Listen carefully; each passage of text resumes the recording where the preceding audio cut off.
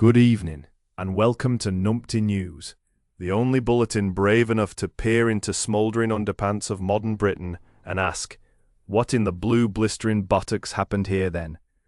Tonight's top story comes from Essex, where a huge fire exploded through industrial units on a farm, sending more than 100 firefighters charging in like dads after to last sausage at a village barbecue. Exclusive! Shocked readers told us the blaze erupted with a bang so enormous it rattled windows, frightened livestock, and nearly launched one local man's novelty plastic gazebo into low Earth orbit.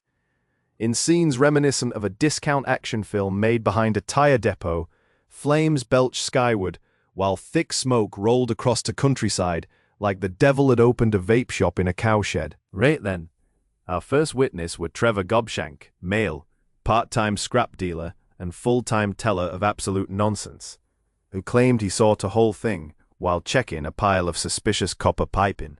Hey up, I'm telling you, that's a proper belter of a bang. Sounds like chaos in a teapot, don't it?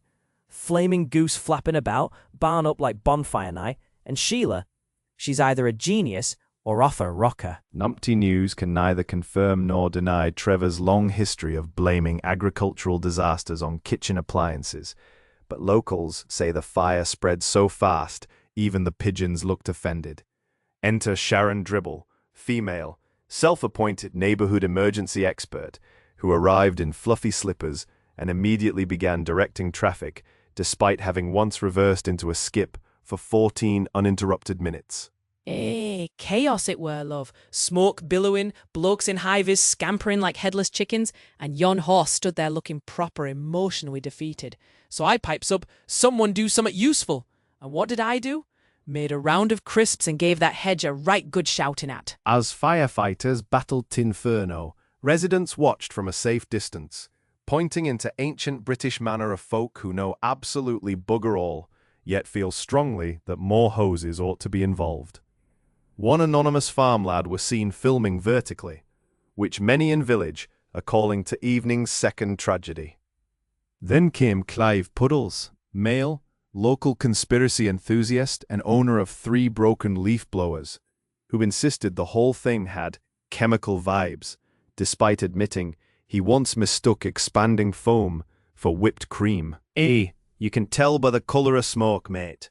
That's not ordinary burning. That's industrial, that is. Or haunted fertilizer.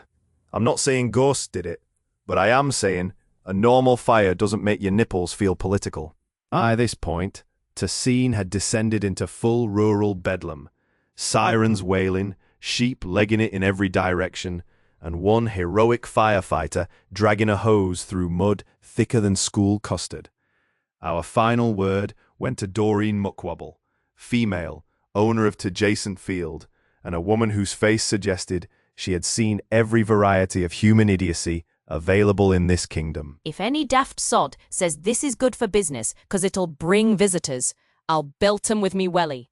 Me begonias are singed, me alpacas furious, and somebody's melted a traffic cone into what looks like modern art. So there we have it.